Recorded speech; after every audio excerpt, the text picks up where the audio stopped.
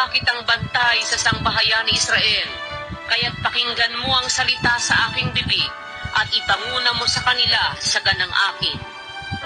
Pagka aking sinabi sa masama, ikaw ay walang pagsalang mamamatay at hindi mo pinagpaunahan siya o nagsasalita ka man upang hikayatin ang masama mula sa kanyang masamang lakad upang iligtas ang kanyang buhay, ang gayong masamang tao ay mamamatay sa kanyang kasamaan, ngunit ang kanyang dugo ay aking sisiyasatin sa iyong kamay.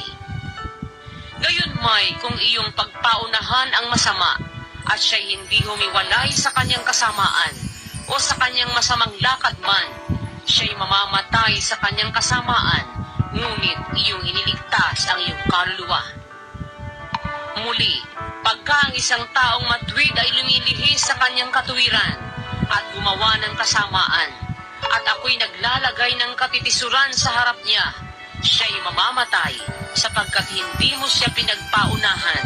Siya'y mamamatay sa kanyang kasalanan at ang kanyang mga matuwid na gawa na kanyang ginawa ay hindi aalalahanin. Ngunit ang kanyang dugo ay aking sisiyasatin sa iyong kamay. Gayunmay kung iyong pinagpaunahan ang taong matuwid upang ang matuwid ay huwag magkasala at siya'y hindi nagkakasala, siya'y walang pagsalang mabubuhay sapagkat siya'y nahikayat at iyong iniligtas ang iyong kaluluwa.